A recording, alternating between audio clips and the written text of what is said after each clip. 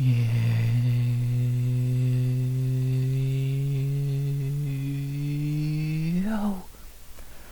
yo, RX back with another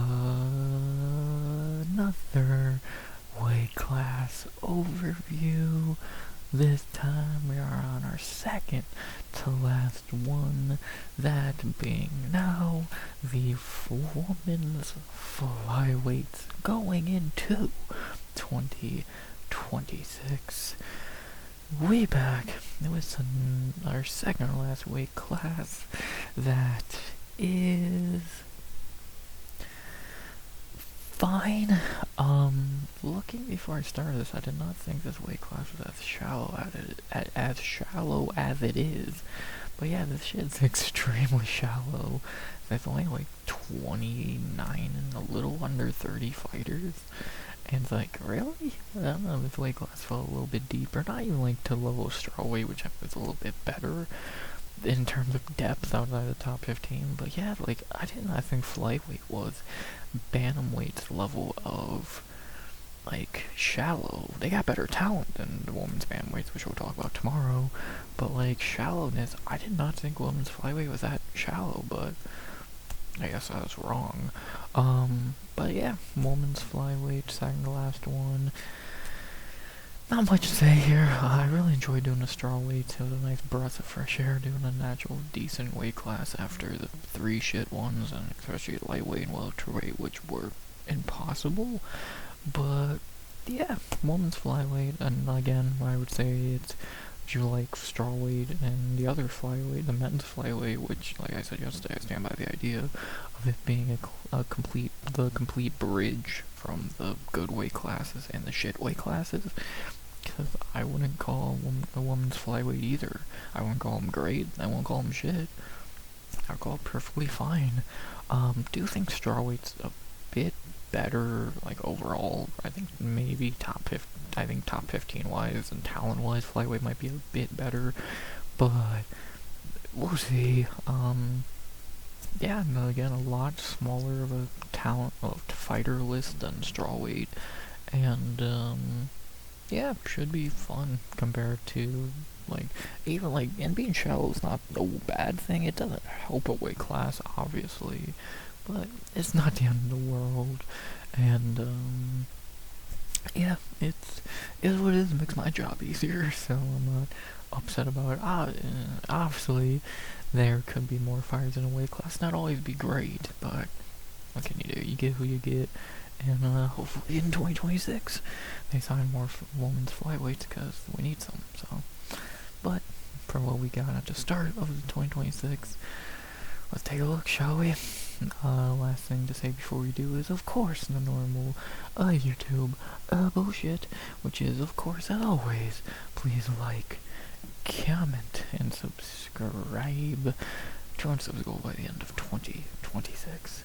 And unless I'm forgetting to say something which I don't believe I am, talked about the division a bit, talked about how shockingly shallow it is. Not most fighters. I think, again, like borderline 30, and I don't even think it would be 30 fighters in the weight class.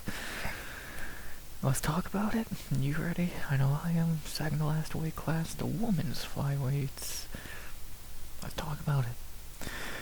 And we begin with the best female fighter on the planet at the moment, actively, who still fights, not counting Nunez, because obviously she's retired and gonna be re-retired in a few weeks. We have the best female fighter on the planet at the moment, probably the second greatest female fighter, and still think Cyborg's better. The third greatest flyweight female fighter of all time, the one, the only, the champ that everyone's chasing at flyweight since the weight class was invented, Valentina Shevchenko. What am I meant to say about Val? Still champ, beat Whaley, solidified herself as the best active female fighter.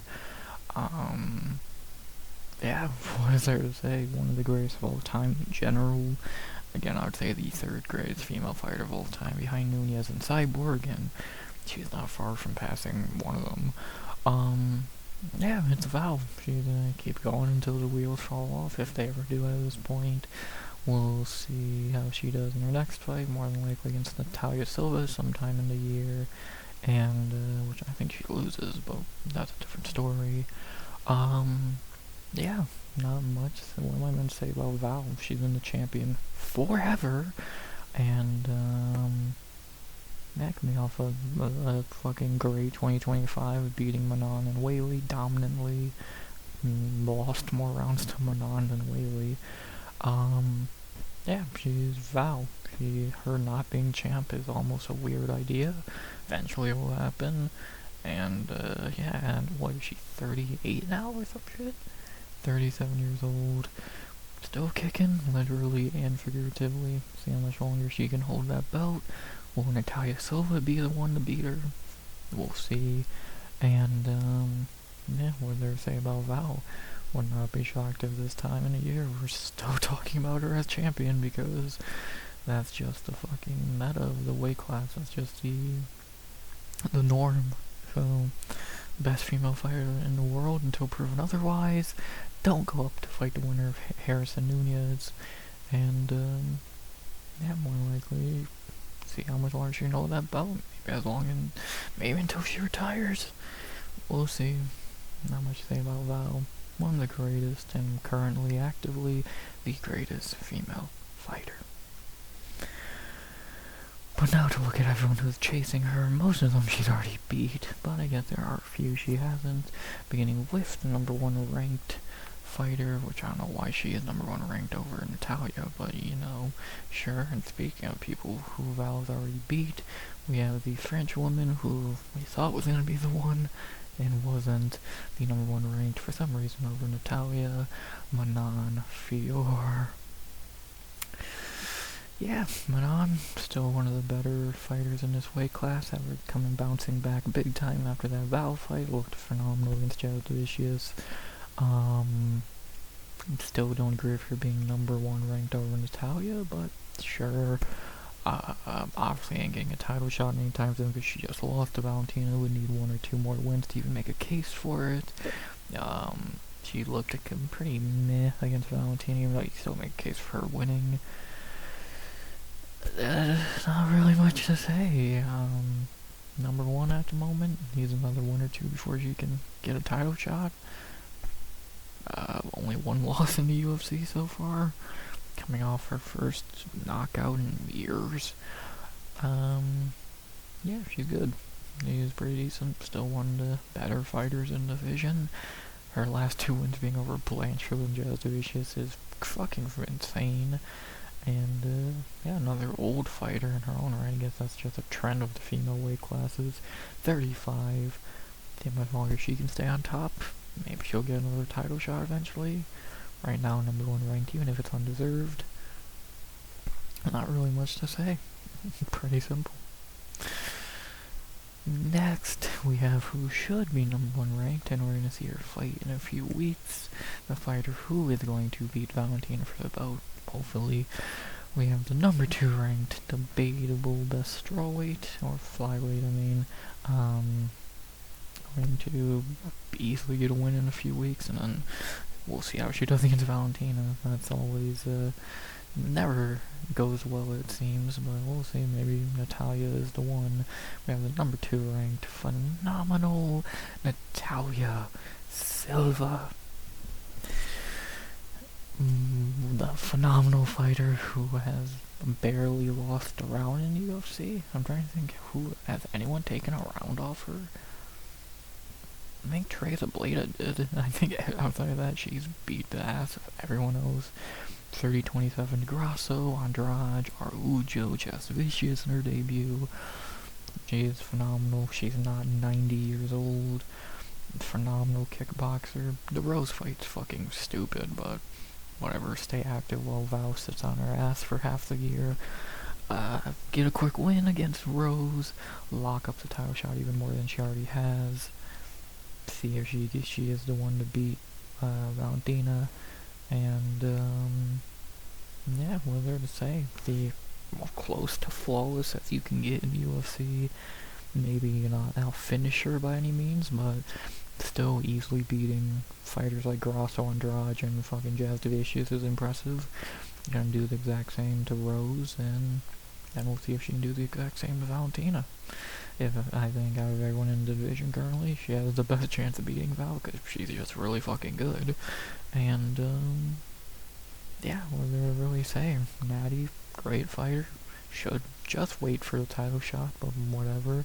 One quick win in a few weeks. Wait for Val and beat her later in the year, hopefully. Not much else to say. Still don't know how she's not number one ranked, but whatever. She is phenomenal. Pretty simple. Not much to say. Won't be shocked if she's holding the belt by the end of the year. Let's see though. Not much else to say there. Valentina, we know your next fight. Next, no, someone else who is trying to get a title shot, even though, let's be honest, it's not deserved at the moment, but you know, she can keep trying to get it. We have the number 3 ranked, another fighter who will probably be on a title shot. I would say 2027, not 2026, but we'll see. We have the very good, you know, her teammate at strawweight to better. We have the very good number 3 ranked Aaron Blanchfield. What is there to say about Blanchfield? We know she's pretty decent, even though maybe still a bit overrated. Her striking has not improved at all. Dropping around to Cortez was not great.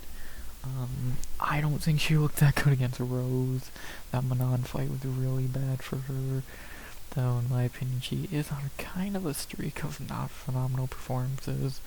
But, you know, what can you do? She's calling for a title shot, even though she really doesn't deserve it after 2 really underwhelming wins. I think she needs one more win. I think a Manon rematch would be fine. Not a main event this time, but like a cool co-main. You can't have her jump in Natalia Silva. You'd be fucking insane.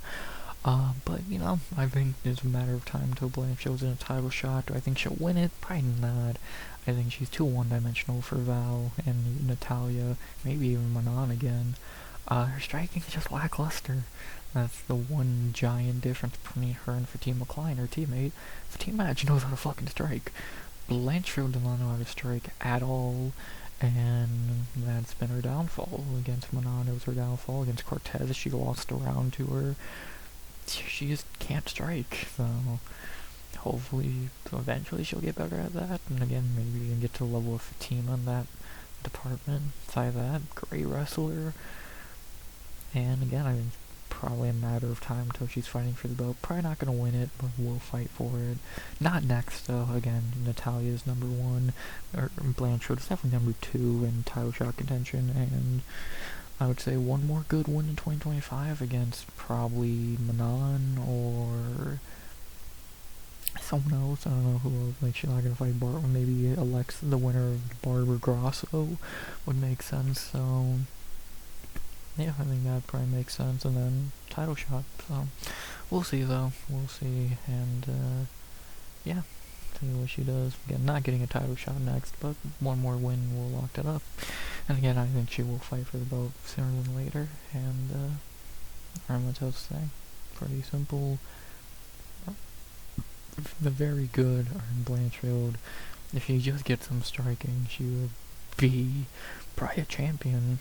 And still think Fatima's better, though. But she could change. But Blanchfield could change that. Next, we have the former champion at number 4, who has not been doing the greatest lately. Who has not been looking the greatest, fighting-wise, of course. We have the number 4 ranked former champion, who's, again, could be doing better since losing the belt. We have the former champ, Alexa Grasso. It's sad that Grasso slowly became an afterthought in this division after losing the belt. Yeah, not been great for her lately. The draw against Shevchenko, most people think she lost. The third Shevchenko fight was embarrassing, and for both, to be honest. And then Natalia beat her really easily. Like, Grasso's still phenomenal, I think, in a striking match. Very few could beat Alexa, but Natalia is one of those very few, and then we see in the Val fight she still can't grapple for shit. I don't know what Diego is teaching her. I mean, they're probably busy not training, but but who doesn't like Alexa Grasso? Of course, we all want to see her bounce back, fighting Macy Barber in Seattle, I believe. So that's a couple months away. See if she can get another one on her, and then probably head into a fight with Blanchard, or she'd probably get fucking annihilated in. But we'll see. Was meant to fight Rose in a few weeks, but I don't know what the fuck happened there. Didn't get put on the Mexico card for whatever reason. We'll see what happens. The Barber fight for Alexa's close to a must-win, because another loss there would really pretty much tank her stock even more than it's already been hurt by her last few fights. And, yeah, of course, again, we don't want her to become an afterthought in the division, because who doesn't love Alexa, but another loss, especially to Macy Barber, would definitely, tank her stock fully, and we don't want to see that happen, though. Hopefully she gets that win, but I could see her losing, to be honest. Barber just spams takedowns, so Grasso's gonna need to fix up that takedown defense and try and get back into one column for the first time in 4 years, so hopefully she does. Show that she's still one of the best in the division, and she ain't done yet. But can she do that? We'll see. Next, speak of the devil, to close out the top 5, we have the woman who will be fighting Alexa in a few months and rematch her after Alexa beat her many years ago. We have who Dana is cheering for most in this division, or at least one of them, the number 5 ranked to close out the top 5, even though she never fights, and Macy Baba. Yeah, Barber's definitely the weird one of the top 5. She's done the least to deserve being in the top 5. Beat Samanara, Meaningless, Craney Silva, Amanda Hebos. So she's on a winning streak to an extent. She lost this fight, but 3 in a row. But of course you always gotta think of this, how that got fucking canned because she's an idiot. How inactive Macy is, even though she again already has a fight book, so I'll give her that. Maybe she's trying to be active now. Will she actually make it to the fight? Who knows? But trying. I think for as much as it's a make or break fight for Alexa, it could be for Macy as well. She's still young, I think, 29? She's 27. So she still has time, but another loss to Alexa, no less, what's stopping her momentum again. That just really fucking hurt her, and it would be so are you really gonna be this next fighter up in the division or not? So she definitely could be the dark horses of the division if you want to look at it that way. Do I think she beats Blanchfield? Maybe. Unlikely. Manon, no. Natalia, get fucking real. Valentina, get real. Can she beat Grasso? I think it's a possibility. If she just spams takedowns, I don't see why she couldn't. It's a 3-rounder. Again, a rematch from many years ago when Barber was much worse. She might beat Alexa, but also she might get beat again by Alexa. If she tries to go in there and having a striking match for her, she's gonna get beat up easily. So, as much as it's a do or die for Alexa, it could be for Macy as well, because how much more patient is the UFC gonna be with Macy? Again, she has done a lot of shit that, again, that main event shit with Blanchard was fucking pathetic. That Karini fight, yeah, fine, win, whatever. Let's be honest, her record is closer to 13-4 than it is 15-2. Does she really deserve to be number 5 ranked after beating Samanara and Amanda Hebos? No. But if she can beat Grasso, then yeah. And obviously we know why Dana and the UFC pushes her. I could never imagine why. But she is. Look, I've said it around the Karini fight. I say it again here. She is the much better version of Tracy Cortez in every which way. So they're gonna push her and hope she can do something. Can she? Well, we'll see. She hasn't been able to beat the higher level competition yet. Her best win being what Caitlin Samanara. So we'll take that as you will, and see if she can get revenge on Alexa and really make a statement in the weight class. Or does she take another loss and fall back down? Or does she even show up to the fight? It's sad that that's an option with her, but, that's a real concern. See what happens. Leaving the top 5, we get to number 6, who we're gonna see take a bad beating in a few weeks. To Natty, we have the former champion in a different weight class. I think someone who you could make a debate for being the greatest strawweight of all time, but I'm not upset that people don't make that debate because Joanna is Joanna. But now up a division, we have the number 6 ranked, about to lose her next fight, Rose Namajunas. Sid from Toy Story, Pedo Pat's favorite, the groomed one. Yeah, Rose is still kicking around somehow. What the fuck is her record at Flyweight? She is 3-2. Yeah, not the greatest record. Like, beat Hebos in a shitty main, beat Cortez in a shitty main, beat Maverick in a fine fight. Blanchfield was closer, and Manon beat her easily. Very mid at flyweight. I don't see her. Actually, I don't see she's not touching the belt again. She's gotten older, and let's be honest, Natalia's gonna beat her. Blanchfield already beat her, and it wasn't impressive. Manon already beat her. Alexa would easily beat her. Macy would probably beat her. She's still top 10 just because she knows basic shit and how to use basic grappling and shit, because she's a crafty veteran or smart veteran. But, like, even I think she's ran her course, and now she's kind of just like, oh yeah, Rose, I remember her. Obviously her best days were many years ago. Again, 2-time strawweight champion, some of the most insane title wins of all time, but in 2026, about to get 30-27 by Natalia Silva with ease. What there to really say? She is just gonna float around the top 10 until she retires. I really struggle to see her having a really bad, like, downfall or losing streak into retirement, and I don't think she would let it get to that point anyway. So I'm not gonna say she's gonna retire anytime soon, but I would say by like 2030 she'll be gone. Probably around 2028, 2029 she'll retire, I'd imagine. Still, again, top 10 level, but who knows how much longer. And yeah, not really much else to say. Again, Natalia's about to beat her easily, and see how she bounces back from that. Best days are behind her. See how far she can go. How much longer she can go is a better way to put it. Next, oh boy, after that we have the fighter I was high on, just for her to get sparked out in fucking 20 seconds by Manon at home.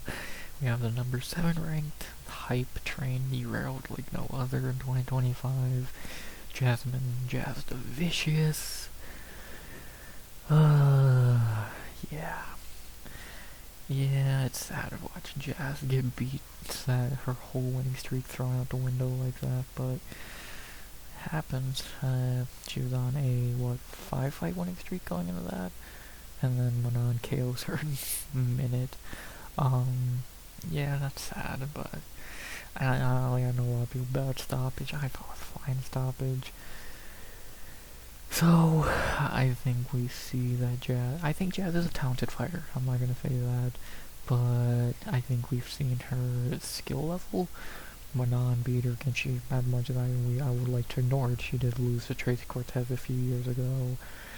She's good, she's top 10 level, mainly because the division will be weaker. If the division was like strawweight strong, I think she'd be top 15.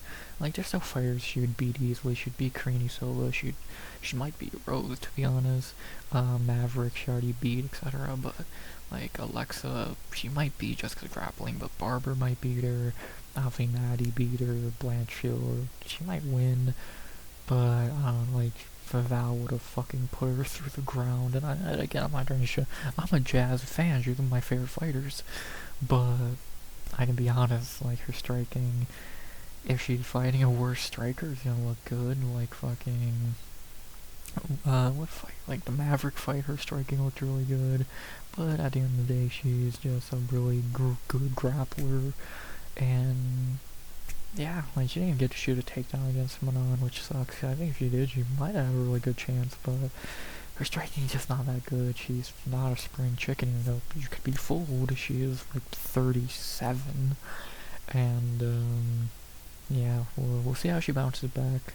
2026, maybe she gets better, but of course I'm cheer for her, but I really struggle to see her doing much in this division at this point. She's already lost to number 1 and 2. She lost to Cortez, which says a lot. Like, she's talented. Like, I think she is talented, top 15 level, but her striking's just really lackluster, and we've just seen fights where she doesn't really show up and look the best, so we'll see how she bounces back 2026. Always gonna be cheering for Jazz, the Canadian badass. Way better than Mike Malott, her fucking main teammate. But yeah, definitely Canadian-wise, the best Canadian fighter went from being Jazz to Jillian, and yeah, Jasmine can bounce back in 2026. I'm praying she does. I think she will, because she'd be one, probably 2, 3, 4 fighters ranked under her, so hope she bounces back. And then, speaking of the model, or devil, either way you want to put it, not going to waste much time here, because I'm here to talk about the fighters going into 2026, and not models who have no talent. We have the number 8 ranked off of no fucking decent wins outside of a fluke against Jasmine. We have the model herself, who's not even hot, the number 8 ranked Tracy Cortez. So Pierre said, yeah, I see why Ortega ran as fast as he could. Yeah, not dating Pierre anymore. Thank God Pierre doesn't need to be ruined by this moron. He sees Ortega's point now. Yeah, Cortez is a joke. If she wasn't pampered and handed fucking easy fights and undeserved rankings and spotlights by the UFC because people pretend that she's hot, then she would be she'd be jobbing out 2 fucking unranked fighters, or she'd be on OnlyFans, which is gonna be her career path sooner than later. But you know, people will buy that shit, even though she's like a 4. But whatever. She's a joke. She's not a fighter. She's a model. And again, she's not even hot. So, most of the fighters we talked about above her are hot. Outside of, I would say, 3 or 4. So, Jasmine and Barber Crosshair is so much hotter. Yeah, Cortez is a joke. Not a fighter, and just a model, and not even good at that. What a joke. Shama, no Shama. Next, number 9, a fighter who I've completely forgot about, but she is still hanging around, even though she's another fighter who is kind of just there. Like, I've said this for a lot of fighters, especially ranked ones, especially lately. It feels like this is another one of the fighters who are just always there in a division, never making the most noise, but you know, is always there.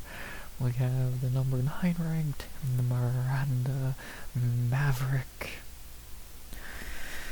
Yeah, Miranda Maverick, remember her? No, meaning if she's not fighting, you really don't think of Miranda Maverick.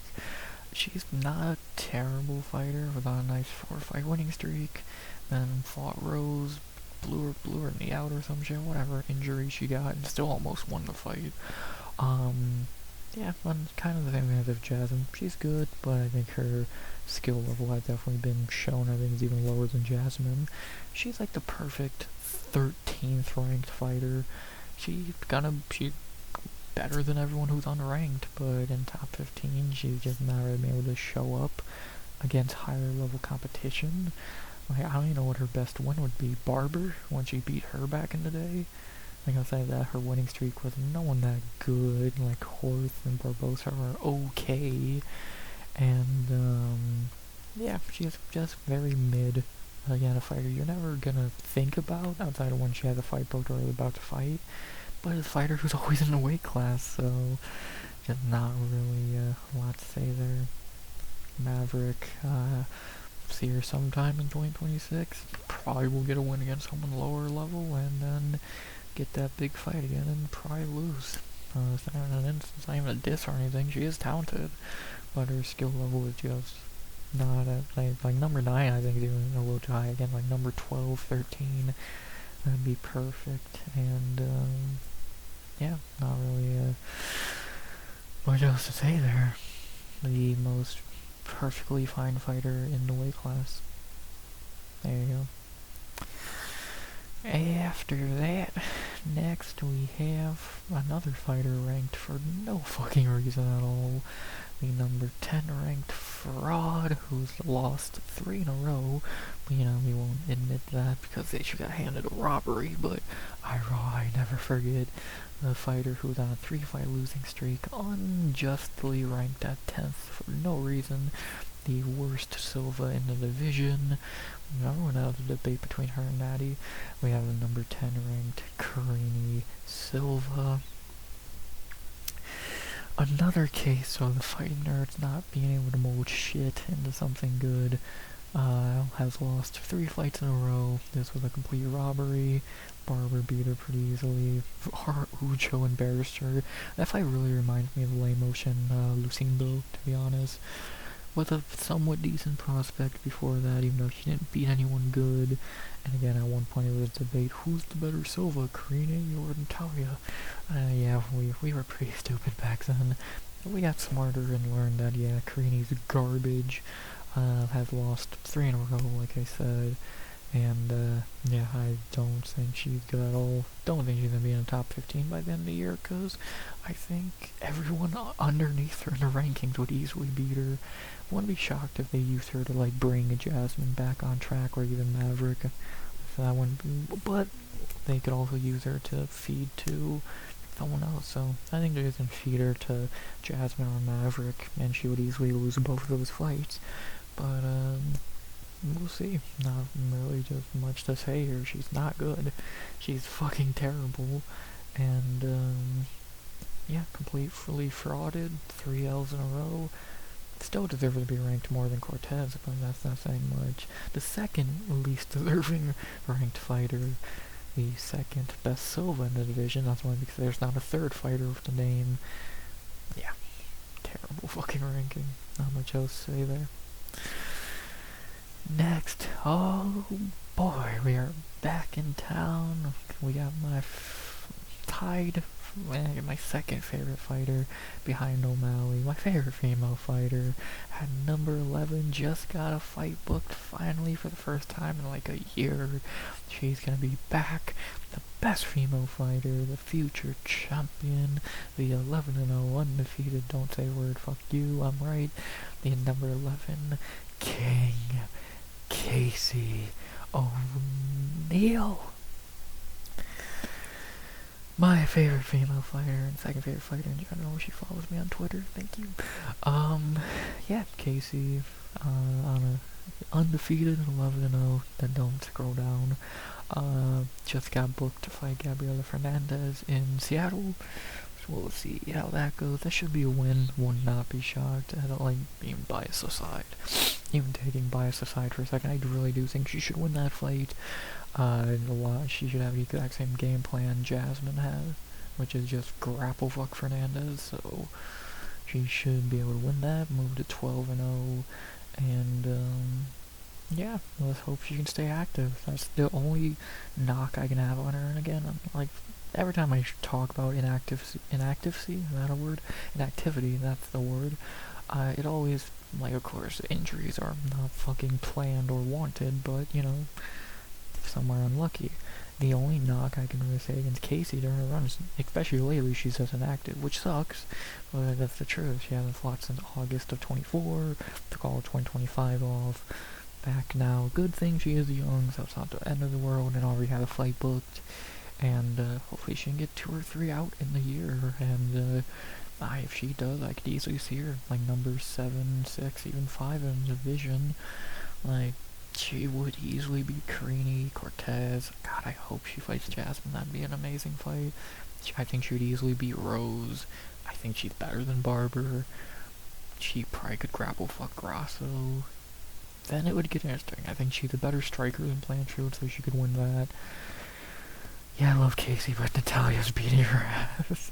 And then Manon, we'll see, and then Foul. Foul's weakness is grappling, so, defensive grappling, so we'll see. First gotta beat Gabby Fernandez, which she should, in Seattle, and move to 12-0. Happy to see her back, and see how many times we see her this year. Hopefully at least 2 or 3. Happy she's already back booked. My favorite female fighter, and if O'Malley loses to Sonya Tong, she'll be my number 1 favorite fighter. And yeah, everyone's gonna remember to bow down to the king. No, not Bobby Green. Next, actually, funny enough, the next 2 people are fighting each other as well, so let's talk about them. And next we have another undeserved ranking, the number 12 ranked, another fraud who is ranked for no reason, the very overrated and terrible Kong Wang, or Wang Kong, whichever way you want to put it. Yeah, she's fucking terrible. I don't care what anyone says. Like, she has no business to be ranked. Leonardo win was great. Then you got fraud check by Fernandez, which is aging better, but still beat Bruno Brazil, which means borderline nothing. Beat Ariane Lipsky, which means even less than nothing. Yeah, she sucks. She's only here because she beat fought Valentina like 20 years ago. Yeah, she should lose her next fight too, we're gonna talk about next. Yeah, she's not good. She's just truly not good.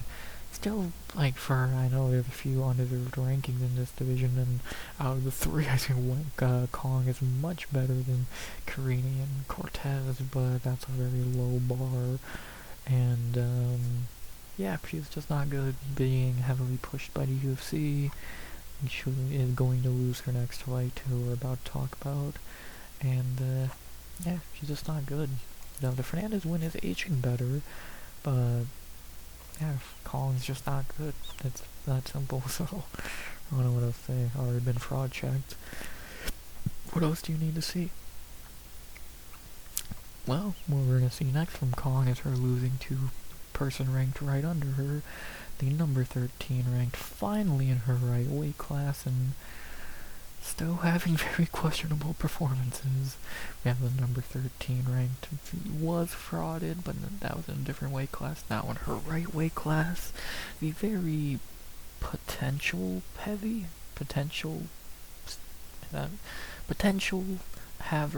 that's a word, number 13, Wada Mora. Yeah, Edwada did not do her best work at strawweight because she never should have been down at strawweight.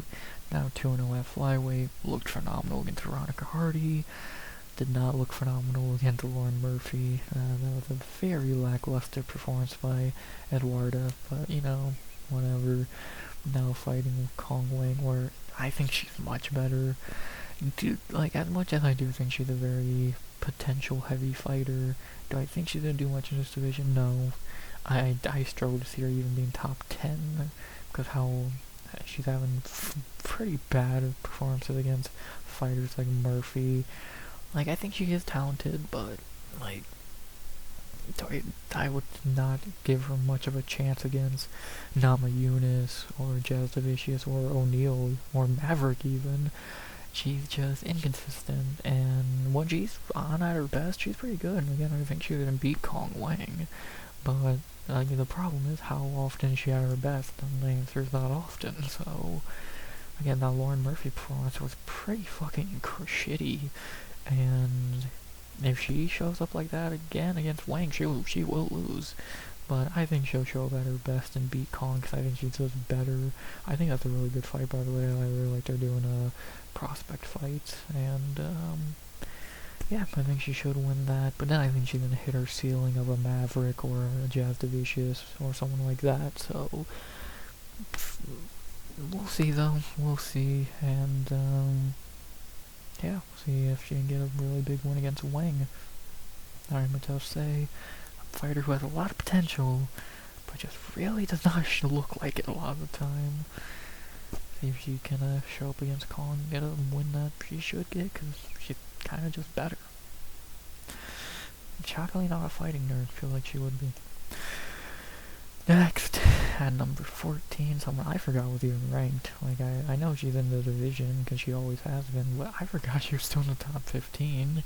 We have the number 14, ranked the most average fighter in female history, it would seem. The very white bread in terms of just, yeah, she's there. I can't say anything bad about her. The number 14 ranked J.J. Aldridge.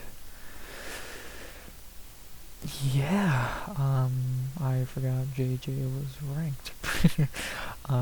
Yeah, Aldridge, again, the best way I can describe her is the most white bread fighter on planet Earth in terms of, yeah, she's there.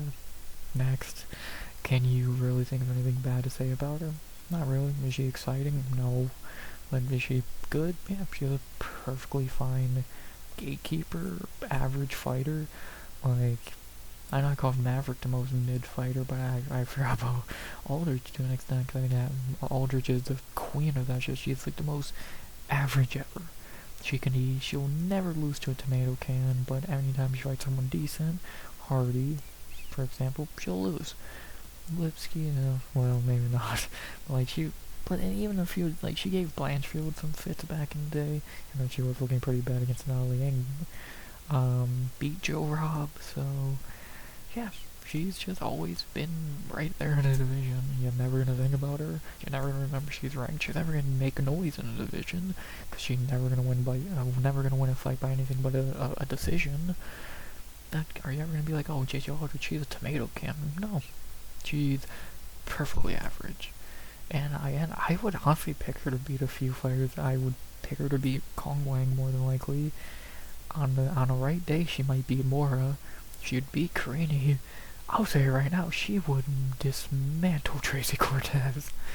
But outside of that, she would lose to a lot of other fighters. So she's perfectly average. A fighter you're never gonna think about. You're gonna usually pick her to win by decision and move on, unless she's fighting someone decent, then you pick the opponent by decision. The most white bread, milk toast, whatever term you want to use. Most there fighter on the roster. Did that a good? Do you know what I'm saying? I think that might be the best analogy I've given in any of these fucking videos. Yeah, there you go, J.J. Aldridge. And none of what I just said was an insult. I have no issue with JJ, it's just cool.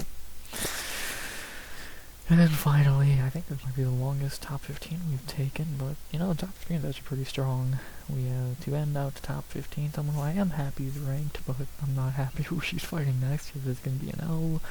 We have the number 15 ranked to close out the top 15 with someone who's long deserved to be ranked, and now is, even though she's taken an L after finally getting ranked. He's very good.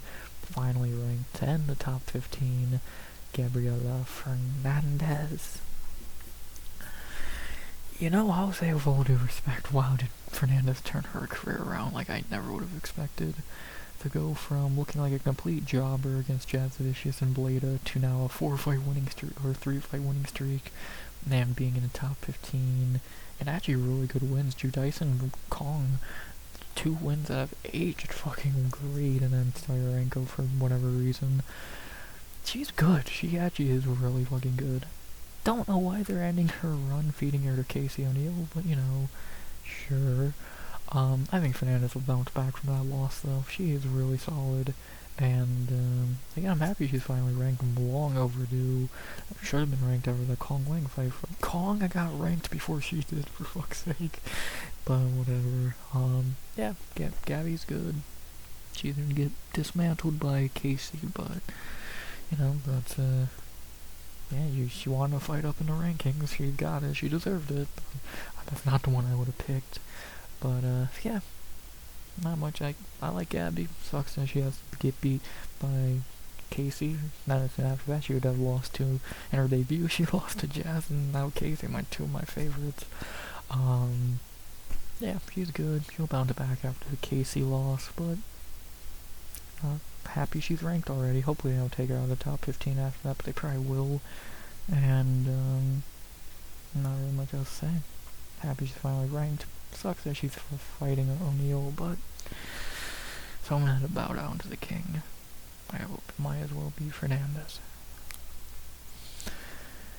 And there you go. 45 minutes later, that's top 15, man. Really, I forgot how gatchy decent this top 15 is. Yeah, outside of Kong, Carini, and Cortez, this is a really strong top 15. The top 5 is really strong. Top Rose is like, yeah, but then you got Jazz, Maverick, Casey, Mora, JJ, Gabby. It's a decent weight class, it really is. A lot of moving parts. I think there's 3 fights booked in the weight class right now, so that's cool. 4 actually. Yeah, it's a strong weight class. It really is. I think, I think top 15 wise is better than strawweight, but I think what we're about to see is why strawweight's a bit better because they got better depth outside of the top 15. But yeah, for women's flyweight, has a really strong top 15, and it's a good weight class. A lot of good fighters who are going to be falling and climbing in 2026, and yeah, what more can I really say?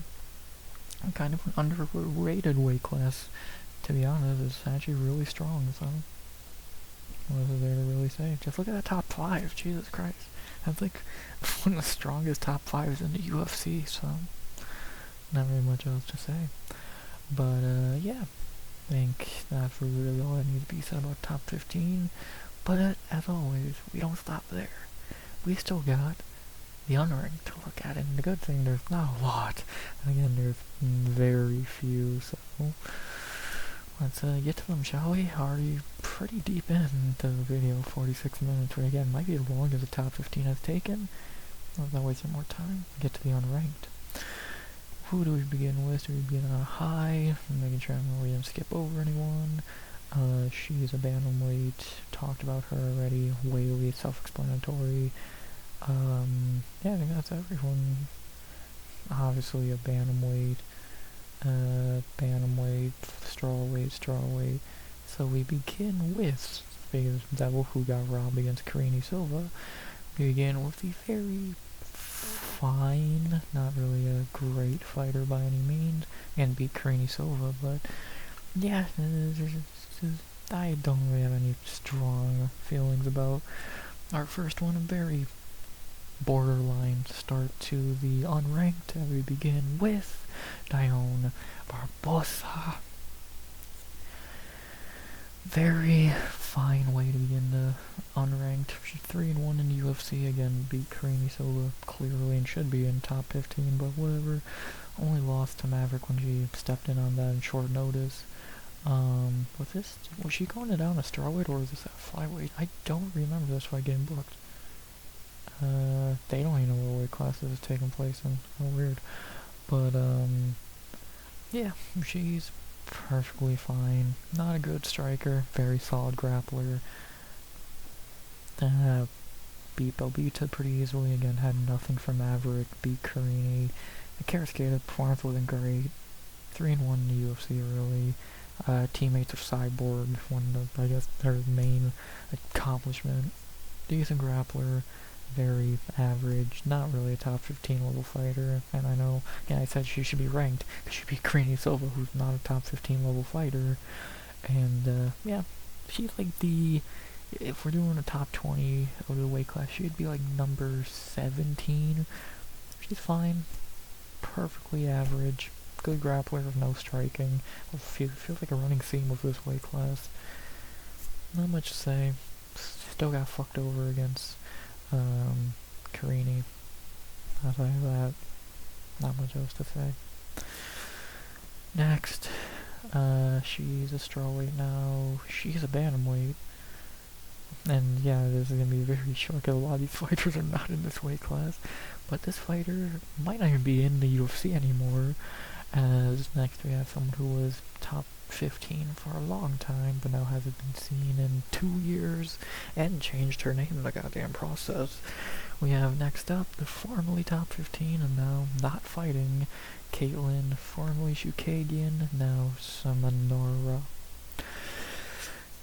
Yeah, where the fuck has she been? The last thing I remember hearing about Caitlin is she was having a kid, which I think that was, like, last year, I think, or maybe late 24, on a 2-fight skid. I haven't fought since March of 24, I haven't won since May, and actually I think this was a robbery, I haven't won since January of 22.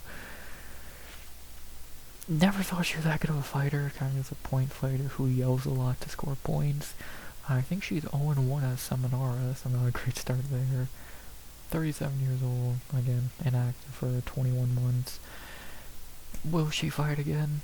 Maybe. Do I really care? No, I don't think she's that good, and I think she would have been beat out. I think if she was staying active, she would have been like number 13 in the division at this point, because everyone we talked about pretty much was better than her. But, you know, yeah, we'll see if she does one more dance. Yeah, that last thing I remember hearing, she was having a kid, and that felt like it was like a year or two ago I heard that, so we'll see if she comes back in 2026. If not, if she's not back by like the middle slash like, if there's no news by like August, September, and she hasn't been cut from the roster yet, then yeah, it's a matter of time till she is, and or just retires. So, but still got time. We'll see if she gets back in there one more time, and yeah, not really too much else to say. Simple. Haven't seen her in 2 years. See if she does the walk one more time. Next, oh god, one of the biggest frauds of Contender Series history of last year in general. Also, next you have someone who got badly fraud checked last year. The lowest ranked fighter in this weight class on Tapology, which I think is bullshit, but you might be right. We have I guess the biggest fraud of the weight class last year, UNC Dubin. Yeah, she had one of the greatest Contender Series moments of all time. I'll always remember watching that live and yada yada, and then gets head kicked by Carly Giudice in under 2 minutes. Not saying that's a bad loss, because Giudice is good, but it was a very piss poor performance, and a complete derailer of her hype. Hasn't fought since. That was early in the year, that was back in March. Was meant to fight in September, didn't fucking happen, and yeah, we'll see how she bounces back. Yeah, probably a shitty fighter. I don't think we're not that shocked. Yeah, we'll always be remembered for the maybe greatest Contender Series moment of all time. But outside that, is she skilled? No. Is she even a flyweight at 5'4"? She's really a strawweight. I don't know why she doesn't move down. Got good power in her hands. But, yeah, I don't know what they'll say. Probably should be a strawweight. I don't know why she doesn't move down. Highly that would be a bad cut for her. And, see how she bounces back after getting fraud checked. Not very much else saying. At least you always have that amazing Contender Series moment. Next, oh, okay, another actually very decent fighter in this division. There's not many of them, so you gotta take them when you can get them. We have the very, very, pleasing to view. I could word that a little better. Did we just get 2 Venezuelans back to back? What the fuck? That's weird. What are we talking about? Juliana Pena next. As next we have Mrs. Hardy, and actually has made a really good career for herself the last couple years. After looking like a joke, we have Veronica Hardy, Marcedo, whatever.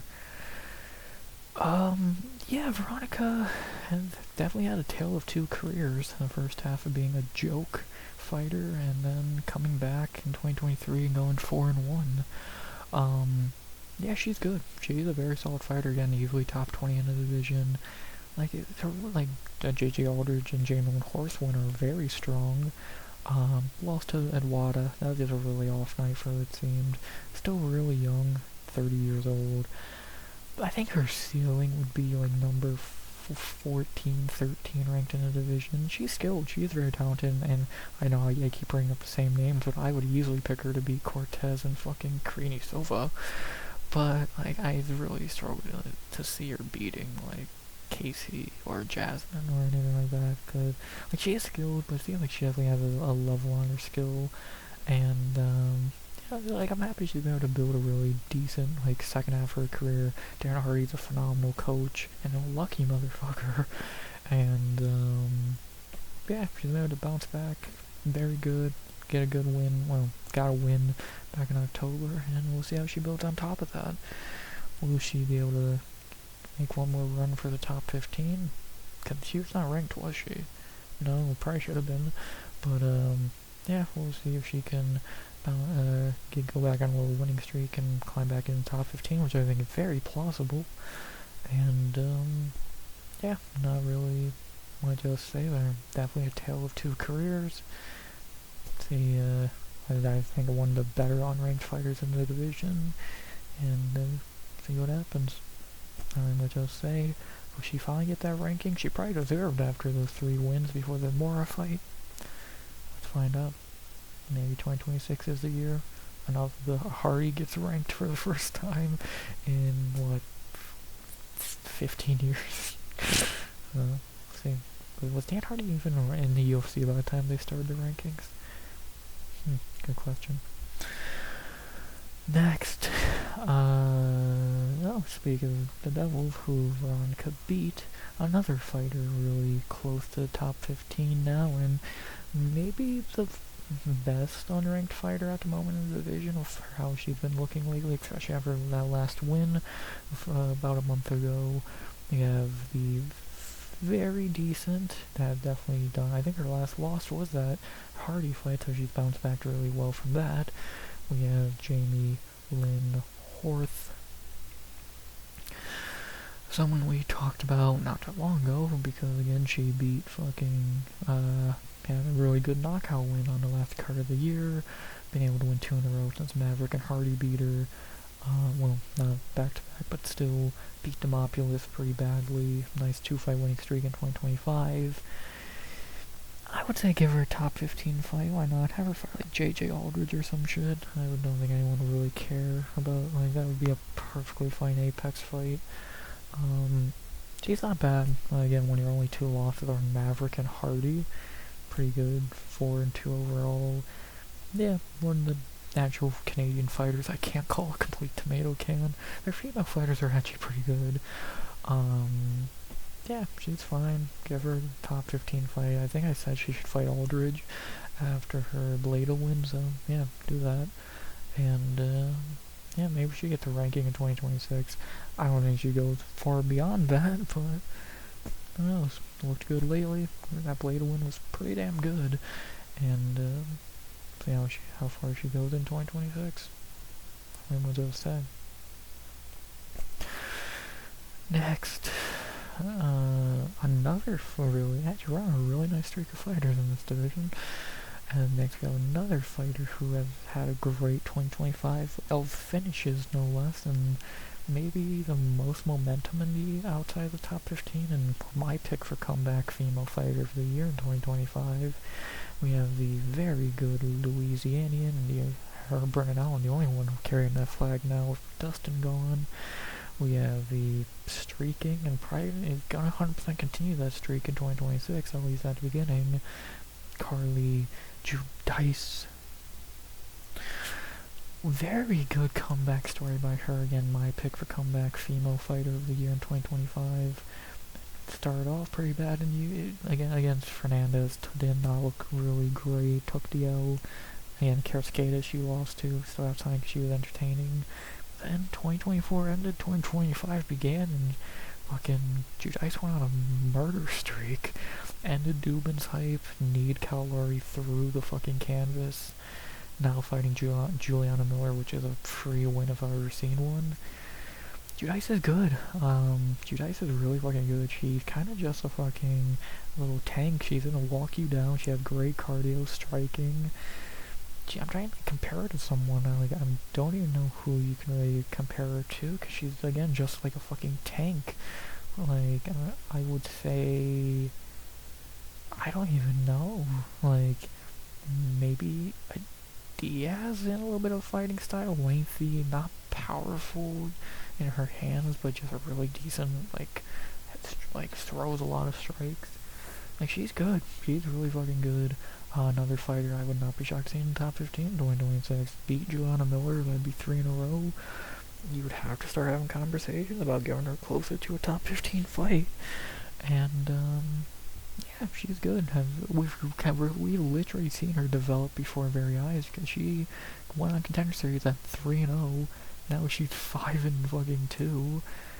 She's really developed and got better, and she's still young, so she's only gonna get better. She could be a problem. Like, I think she could really be ranked by the end of the year or early 2027. Well, again, another case for the best unranked fighter in the division at the moment. And, yeah, gonna start 2026 off with another win. Probably her easiest fight she's gotten. I didn't think you could get much of a downgrade from these two, but she did. And, yeah, she's entertaining. She's good.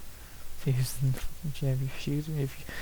she's fighting, you know you're gonna see someone walk the other person down for 15 minutes or less, and see how far she can go. Will she snag her ranking this year? Let's see. But on top of that great second year in 2025, that comeback of the year, winning in my opinion, year in 2025. See if you can build on top of that. Not really much else to say.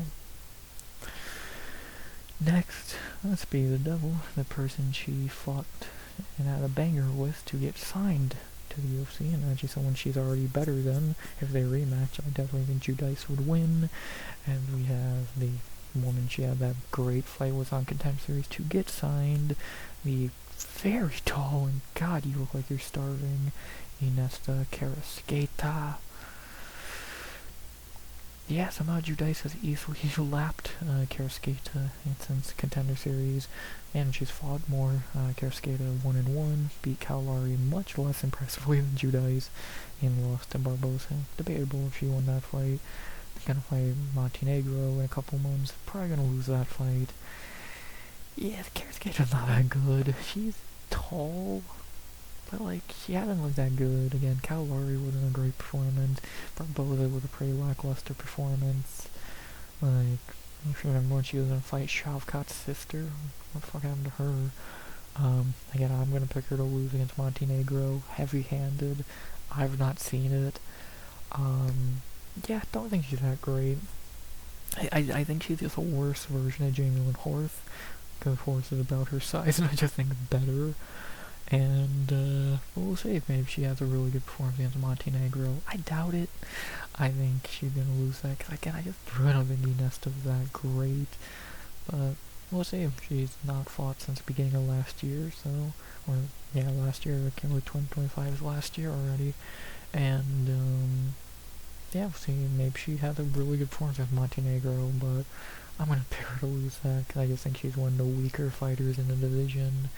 And, but we'll see. Time will tell.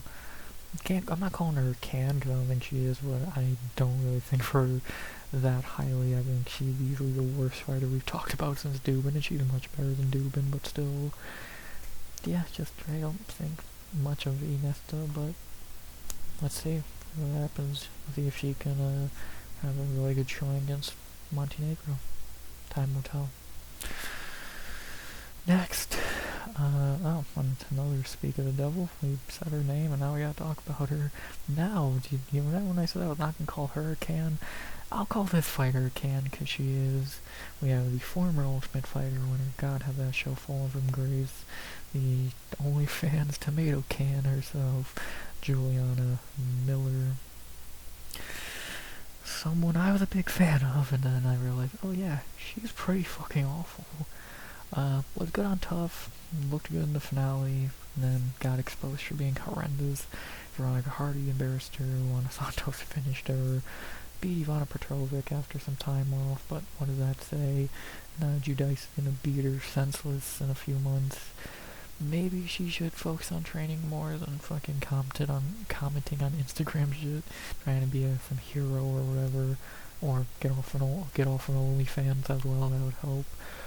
Yeah, she's not good. Like, unlike Judice, who has a small record like she does, Judice actually has gotten better. Miller, I've not seen it again. I know she beat Petrovic, but what the fuck does that mean?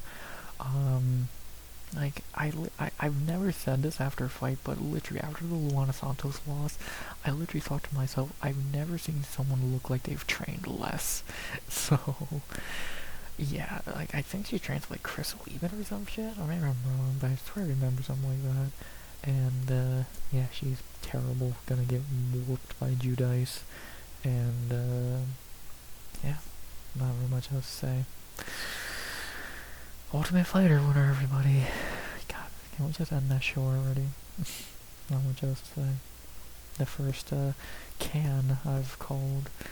Yeah, actually, it's been a while. Like, outside the top, I called a few cans in the top 15. But, you know, I'm getting better. I'm not calling everyone a can. Just the ones who deserve it.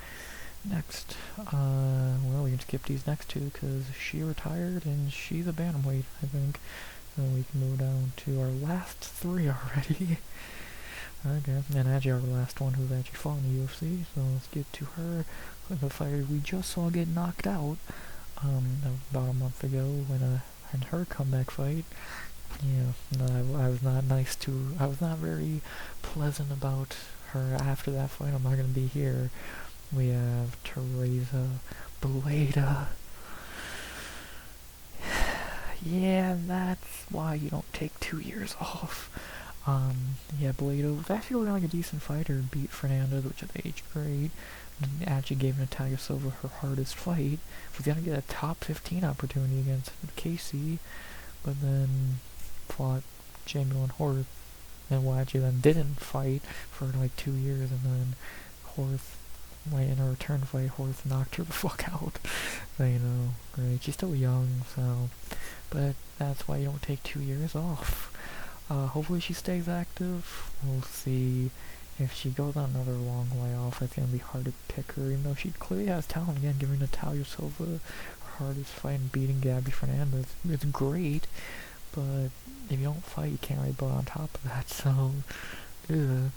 But, yeah, we'll see. If she does fight again soon, even though I don't think she will, because I swear she got a leg injury in that horse fight as well. So, won't be shocked if we don't see her till, like, the end of next year, like, maybe October, something along those lines, but we'll see. Even that'd be better for activity for her than what she's been doing, and, yeah, not a great fighter in the division. We'll see if she can stay active and come back to form of where she was a few years ago.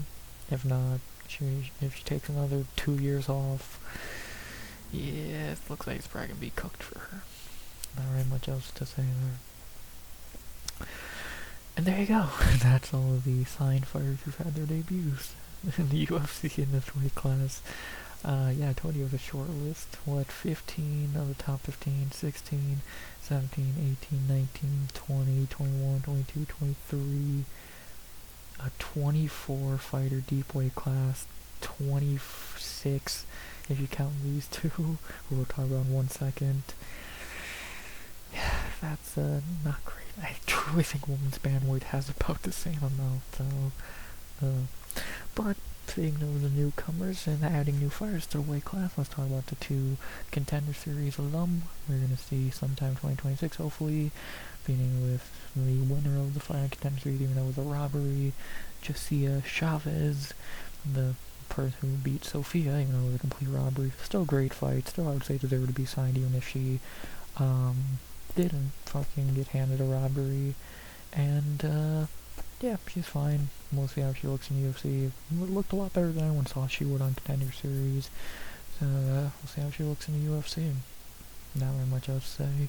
And then for the other one, the loser of that robbery and the much more intriguing prospect, we have Sofia Montenegro, who I am already coining female Ribovics because she fucking looks like it.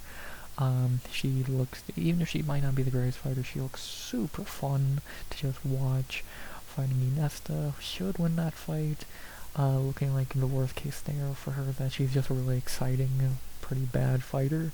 But best case, she's pretty fucking decent and entertaining, like Rebovic. So we'll see how all that plays out. And yeah, not really too much to say there. Two interesting prospects, much needed. There you go. And then I will talk about one more fighter who's not here because they haven't debuted yet, but I know they're signed because they had a fight that got cancelled. It was against Dubin, but again, it got cancelled, and we didn't get to see her debut last year, but she probably will debut this year. Let me get to her. Again, I know she's signed because this fight was already booked into UFC. We have the future debutante, whenever she makes her debut in 2026, Kennedy Freeman.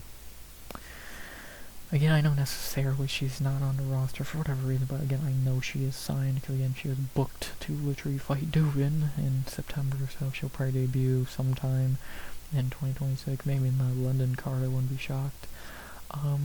Not much there. I don't know much about her. I've heard a little bit of hype around her. 6-0. I think she's like 24, 26, pretty young. Another nice addition to the roster. Don't loathe that she's coming from Cage Warriors, because that's never a good sign, but yeah, another addition to a division that needs it. Cool. Not much else to say. See how her debut goes, her long overdue debut goes in 2026. And boom, there you go. To make sure I didn't skip over anyone, strawweight, bantamweight, cut, strawweight, who else?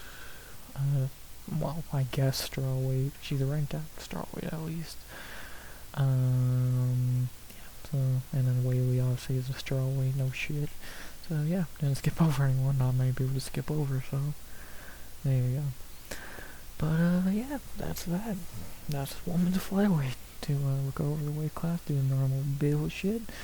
Beginning with one of my favorite fighters in weight class going into the year. Of course, I love Natalia Silva. Who doesn't love Alexa Grasso? I love Jasmine, even if that last fight was in. Casey, of course, my favorite. Veronica Hardy's cool. Carla Judice is pretty cool. I like Sofia Montenegro, already a fan of her, so yeah, some interesting names there. For who do I don't like, who might hate watch for the weight class, of course Tracy Cortez, I can't fucking stand her. Karini Silva I don't like Kong Wang either, kind of funny these three are in a row. Tell you that, I'm not a giant fan of Juliana Miller, don't mind seeing her lose. Tell you that, don't really care for her. Not a giant Rose fan, but I don't hate her. Natalia didn't beat her, so not a big deal there. So there you go. Who are the prospects to keep an eye on in the weight class? I would say, there's not many because there's not really many prospects, but I would say Judice for sure. Would you call Veronica and Horth and prospects? I probably wouldn't, because we know they're pretty decent. So for the unproven, I would say, or like not unproven, but like prospects, I would say Judice, Montenegro, and maybe that Freeman chick. And Horth and Hardy if you want to throw them in there. Not really many other options. And then on the flip side, who I think is going to get cut in 2026, who's actually in the weight class,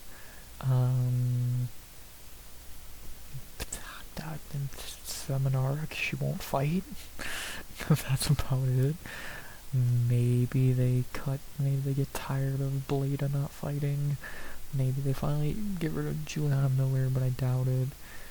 I don't know who else outside of that. So the only really top option I would say is probably Seminara, just because she doesn't fight, or she might just fucking retire. So outside of that, I got very little. So yeah. And then lastly, what fights am I most looking forward to in this weight class in 2026? Whaley and Valentina and Silva, of course, can't wait for that. Grasso and Barber's kind of intriguing. Again, Jasmine will always be cool. I really do like the Maverick or the Mora and Kong Wang fight. Of course, Casey, my number one option. Judice beating up Miller will be sweet. So for Montenegro and Cascade, I'm excited to see Montenegro debut. So yeah, not a few decent options there. So, and then lastly, the obvious question, will Valentina be champion by the end of the year? I say it's a strong possibility. I would say, I'm trying to think over the weight classes. I would say outside of Hamzat, I'd probably say it's the highest possibility. Like, if she beats Natalia Silva, who's gonna beat her at that point? I don't think Aaron's going to. Barber ain't. Like, at least anytime soon. I'm more than likely Valentina, if she beats Natalia Silva, she's gonna hold that belt until she retires. So unless she goes up to bantamweight and vacates, which she's not. At least doing the vacate part, I hope. So yeah, more than likely, I think it's the fair again, I think Natalia beats her, but if she beats Natalia, I think the 100% chance she's champ by the end of 2027, for fuck's sake. So there you go. Not very much else to say there. But yeah, that's women's flyweight. Maybe a bit of an underrated weight class in terms of some of the talent they have. You know, it's a very tiny weight class, and again, it might actually have less than women's bantamweight, to be honest. So we're gonna find out tomorrow, though, when we finish all of this with the 135ers. So the joy. Yeah, that'll be fine. Like, I'm not, after the heavyweights and all that, I'm actually enjoying doing these. I really enjoy doing this. The shortest one of these by like 30 minutes. Yeah, it was fun. I enjoyed it. Not a lot of fighters to talk about, some decent ones, mainly decent ones. I think I only called like one fighter can, and I think maybe like 2 or 3 in top 15 I called cans.